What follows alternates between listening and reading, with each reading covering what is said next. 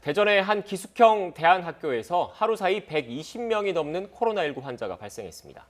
전형적인 산밀 환경의 방역 수칙을 위반한 정황도 나오고 있습니다. 지역사회 숨은 감염과 돌발적인 집단 감염을 막을 수 있는 방안은 무엇일까요? 전문가와 함께 현 상황 짚어보겠습니다. 김정기 고려대 약학대학 교수 나오셨습니다. 어서 오십시오. 안녕하세요. 안녕하세요. 교수님, 먼저 전반적인 현재 상황부터 짚어보겠습니다. 최근 완만한 감소세를 보이곤 있는데 그렇다고 신규 확진자 수가 확 줄어들거나 또 그런 모습은 아니거든요. 현재 상황 어떻게 보고 계십니까? 말씀하신 것처럼 전반적으로 안정세를 보이면서 감소 추세를 보이고는 있습니다. 근데 실제로 300명대의 신규 확진자를 보이다가 어제는 주말이었음에도 불구하고 실제로 400명대, 437명이 나왔거든요. 근데 이 얘기는 뭐냐면 실제로 안정화 단계로 접어들기는 했습니다만 아직까지 안심할 단계는 아니다, 이렇게 보시는 게 맞을 것 같고, 어떻게 보면 실제로 주말이 아니었으면 지금 오늘 확진자 발표된 것보다는 더 증가했을 거다라고 판단이 됩니다. 근데 일부에서는 또 이거는 대전이나 광주 종교단체 관련해서 어떤 예외적인 변수가 발생한 거다라고 이렇게 생각할 수도 있는데, 실제로 저는 그렇게 보지 않고 이러한 변수들이 모여서 일일 신규 확진자 규모를 나타내는 거거든요. 그렇기 때문에 하나의 상황이다라고 판단을 하시면 될 것 같고, 이러한 변수들이 계속 산재해 있다. 그러니까 지금은 안심할 단계는 아니고 계속 우리가 좀 주의를 기울여야 되는 단계다, 이렇게 판단을 하고 있습니다. 네, 지금 주말을 말씀하신 거는 일반적으로 주말 같은 경우에 검사 건수가 적어서 보통 월요일에는 신규 확진자가 적었던 이런 추세를 말씀하신 거죠? 네, 맞습니다. 그리고 아무래도 여전히 안심할 단계라고 보지는 못하는 이유 중에 하나가 바로 지난 한 주 감염 경로를 알 수 없는 확진자 비율이 여전히 높기 때문 아니겠습니까? 그렇죠. 이것도 등락을 반복하고는 있습니다만 계속 20%대를 넘게 보이고 있거든요. 특히 최근에 그러니까 어제 발표된 걸로는 25% 정도의 감염 경로를 알 수 없는 상황이 발생을 하다 보니까 이러한 부분들은 여전히 지역사회에서 우리 알 수 없는, 그러니까 숨은 감염자들이 많이 존재한다라는 얘기가 되고요. 그렇기 때문에 실제로 임시선별진료소 운영을 계속 주기적으로 이제 한동안은 운영을 해야 된다, 이렇게는 판단하고 있습니다. 네. 교수님, 그런데 최근 일주일간 하루 평균 지역 발생 기준으로 그 신규 확진자가 400명대로 일단 줄면서 거리두기 단계 조정의 가능성도 점점 커지고 있다, 이런 얘기가 나오던데 교수님께서는 어떻게 보십니까? 일단 거리두기 단계 현재의 지난 일주일간 평균 일일 확진자 수가 300명대 후반 정도를 보이고 있거든요. 일단은 기준치, 그러니까 숫자만으로 봤을 때에는 2단계로 하향 조정을 할 수 있는 기준은 마련됐다라고는 보고 있습니다. 근데 네. 이 말씀은 예전에 이제 추석 연휴 즈음에서도 말씀드린 적이 있는데 또 변수가 있습니다. 지금 설 연휴가 있기 때문에 앞으로 2주 정도, 그러니까 31일이면 현재 거리두기 단계가 그러니까 종료되는 시점이거든요. 그로부터 한 열흘에서 2주 정도 사이에 우리가 설 명절이 있습니다. 이 기간에 또 일정 부분, 그러니까 많은 국민들이 추석 연휴 때처럼 되도록이면은 이동을 자제하실 걸로 판단은 됩니다만 그래도 일부 이동이 있을 거라고 예상을 하고 있습니다. 그렇기 때문에 여전히 위험 요소가 있다. 이런 상황이기 때문에 실제로 이제 추석 연휴까지는 우리가 방역 지침을 현 단계로 유지하는 게 더 맞지 않을까, 이렇게 생각을 하고 있고요. 어떻게 보면 계속 한동안 이런 2.5단계 수도권 같은 경우에는 유지가 됐는데 언제까지 이런 단계를 유지를 해야 되느냐라는 반론이 있을 수도 있습니다만 실제로 지금 단계를 유지해서 우리가 방역에 들이는 비용, 경제적인 비용 포함해서 이러한 비용은 더 효율적이다. 그러니까 만약에 이때 방역 조치를 적절하게 하지 못하고 확진자가 크게 늘어나면 이 부분을 다시 안정화시킬 때까지 투여되는 그런 비용이나 경제적인 부담은 상당할 거다. 그러니까 이런 부분을 비교했을 때에는 실제로 방역 조치를 일정 기간 한동안 조금 더 연장하는 게 맞지 않을까, 이렇게 생각을 하고 있는데 글쎄요, 이제 정부에서 이 부분에 대해서 논의가 있는 걸로 알고 있는데 방역 조치 완화 가능성이 조금 더 높지 않을까, 이렇게는 개인적으로는 생각을 하고 있습니다. 그런데 개인적으로는 유지를 해야 된다라고 판단을 하고 있습니다. 설 연휴를 어떻게 보내느냐가 정말 중요할 것 같은데 특별한 방역 대책이 추가로 마련이 돼야 할까요? 일단 기본적으로 추석 연휴 때 우리가 방역 관리를 굉장히 잘했다는 평가를 받고 있거든요. 그렇기 때문에 일단 그 수준에서 방역 조치가 이루어지지 않을까라고 판단을 하고 있습니다. 그렇기 때문에 국민들께서 어떠한 방역 조치 단계든 간에 가급적 이번 설 연휴 때에도 고향 방문을 좀 삼가하시는 게 가장 핵심적인 요소가 아닐까, 이렇게 판단을 하고 있습니다. 네, 거리두기 단계와 관련한 교수님의 의견을 들었는데 또 그 최근 들어서 핵심적인 방역 대책 가운데 하나가 5인 이상 사적 모임 금지 조치잖아요. 그런데 특히 설 연휴를 앞두고 있기 때문에 서울에서 그 지방으로 부모님을 뵈러 간다거나 하면 5인 이상이 넘어가는 경우가 금방 생기거든요. 이럴 때는 어떻게 해야 될까요? 그 5인 이상 사적 금지 모임도 조정이 필요하다고 보십니까? 아니면 좀 더 유지가 돼야 된다고 보십니까? 일단 방역적인 측면에서는 5인 이상 사적 모임 금지가 적용이 되는 게 맞겠죠. 근데 이 부분은 우리 국민들의 정서적인 부분이 있습니다. 그러니까 추석이나 설 연휴 같은 부분에 대해서 우리 국민들께서 느끼시는 정서상의 문제가 있기 때문에 아마 이번에 새롭게 개편된, 그러니까 조정안 상에서는 5인 이상 사적 모임 금지는 좀 해제되지 않을까 이런 생각을 가지고 있습니다. 다만 정부에서 강력하게 가급적 고향 방문이나 친지 방문을 자제해 주실 것을 강력히 권고하는 수준으로 변경이 되지 않을까 이렇게 생각을 하고 있습니다. 네. 자, 이어서 최근 사례 좀 짚어보겠습니다. 대전의 한 종교 교육시설에서 무더기로 또 집단 감염 사태가 발생했는데 이번 사태 가장 중요하게 바라봐야 할 부분은 뭐라고 보시는지요? 일단 지금 말씀하신 대전의 종교 관련 기숙학교 관련해서는 이 부분은 유사한 사례들이 있습니다. 그러니까 지금 구치소 문제가 한동안 문제가 됐었고요. 그리고 요양병원, 요양원 같은 경우에서 계속 문제가 되고 있거든요. 굉장히 유사한 시설이다라고 보시면 될 것 같습니다. 그 내부에서는 학생들이 기숙형 학교이기 때문에 어쨌든 외부의 접촉은 굉장히 제한적이다라고 판단이 되는데 일단 교직원분들 같은 경우에는 출퇴근을 하시거든요. 이러한 환경에서 외부에서 감염돼서 내부로 들어왔을 때 그 안에서 이른바 산밀 환경이 딱 조성이 돼 있는 이런 학교 시설에서 발생을 하게 되면 요양원이나 요양병원 또는 구치소와 같은 그런 어떤 굉장히 심각한 집단 감염 사례가 발생할 수 있는 요건이 딱 정해져 있다라고 보시면 될 것 같고 네.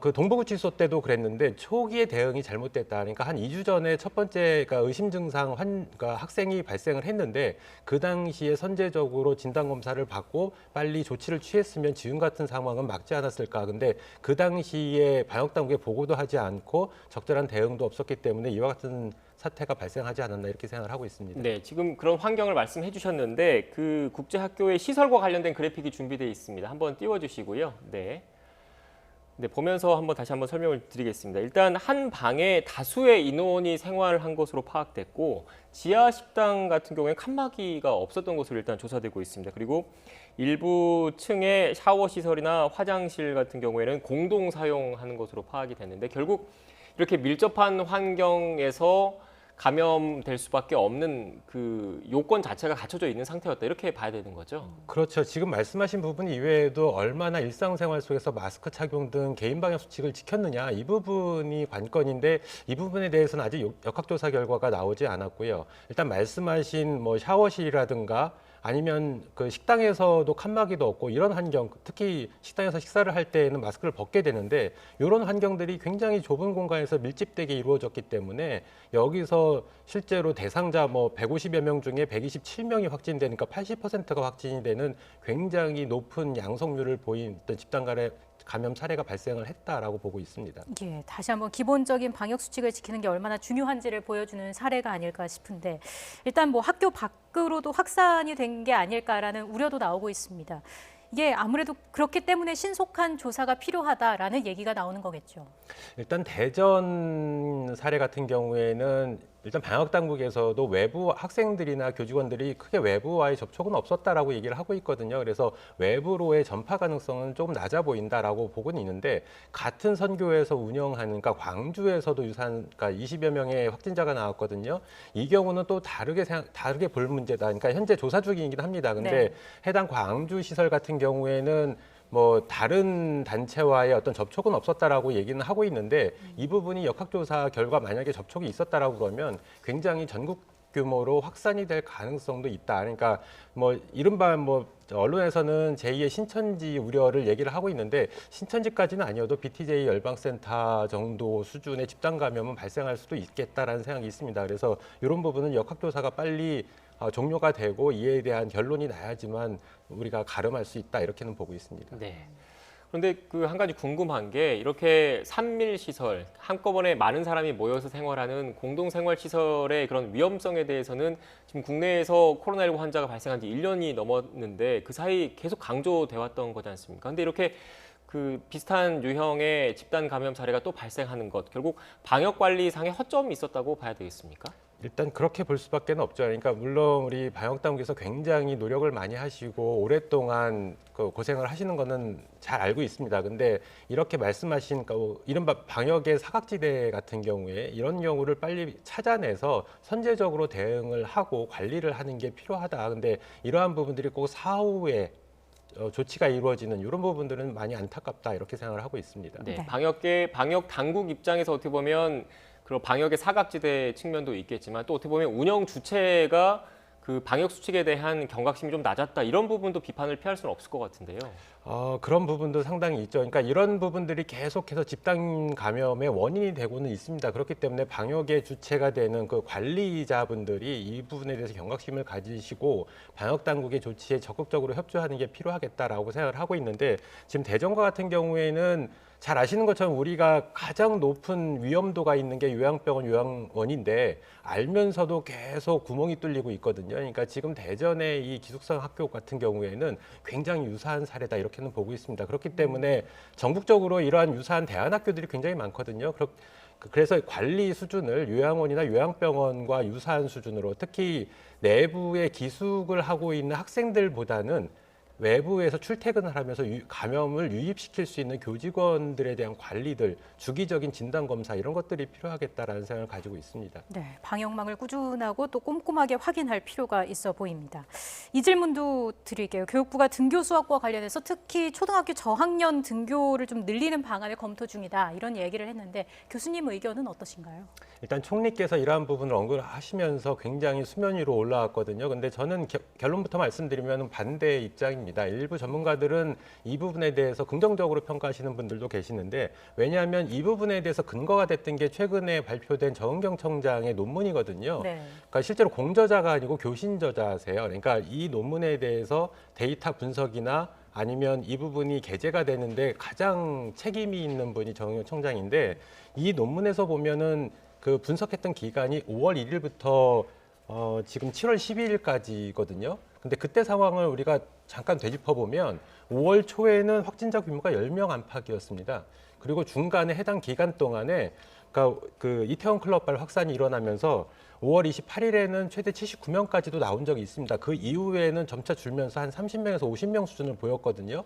그러니까 당시에 지금 논문에서 분석한 기간은 굉장히 지금 3차 유행과 비교하면 굉장히 안정돼 있던 기간이다. 그러니까 이 기간에 대면 수업도 전면적으로 허용을 했던 것도 아니고 제한적으로 허용을 했거든요. 그러다 보니까 이 데이터가 모든 것을 대변하기는 상당히 어렵다. 그리고 이 논문에서 해외 사례 3건에 인용을 했는데 뭐 마찬가지라고 봅니다. 이게 전면적으로 대면 수업을 개방했을 때와 아닐 때를 비교 분석한 게 아니라 그 통계 자료만 가지고 분석을 했던 겁니다. 그러니까 위험 요소는 상당하다. 만약에 3차 유행 시기에 우리가 전면적인 등교를 허용했다라고 그러면 학교 내 감염은 상당했을 수도 있다라고 판단을 하고 있습니다. 그렇기 때문에 이 부분은 굉장히 치밀하게 분석을 해야 된다라고 생각을 하고 있고요.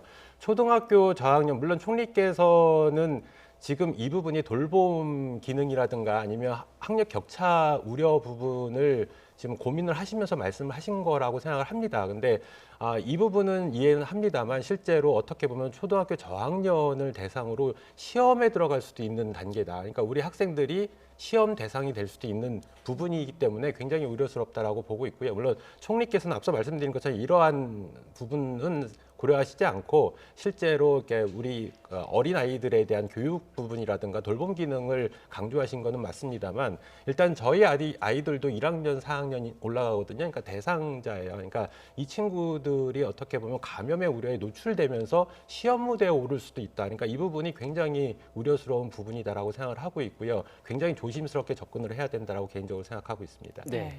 교수님, 교수님께서는 조심스럽게 접근을 해야 된다고 말씀하셨는데 또 일각에서는 그 정부의 방침대로 그 백신 접종이 계속 맞춰진다고 하더라도 이르면 올해 11월에나 집단 면역이 형성된다는 게 목표지 않습니까? 그렇다면 이렇게 방역에만 집중을 하다 보면 학생들 같은 경우 올해도 학교에 제대로 못 가고 하면 그 돌봄이 제대로 안 되고 특히 그 맞벌이 부부들 같은 경우에는 이 아이들, 어린 아이들을 어떻게 할 것인지에 대한 우려도 상당히 크거든요. 거기에 대한 교육 당국의 고민도 클 수밖에 없을 것 같아요. 그 부분은 저도 당사자입니다. 그러니까 저희도 맞벌이 가정이고 그리고 아이들의 돌봄 기능에 대한 또 걱정도 굉장히 높습니다. 그리고 학업의 질도 상당히 떨어지는 것도 맞고요.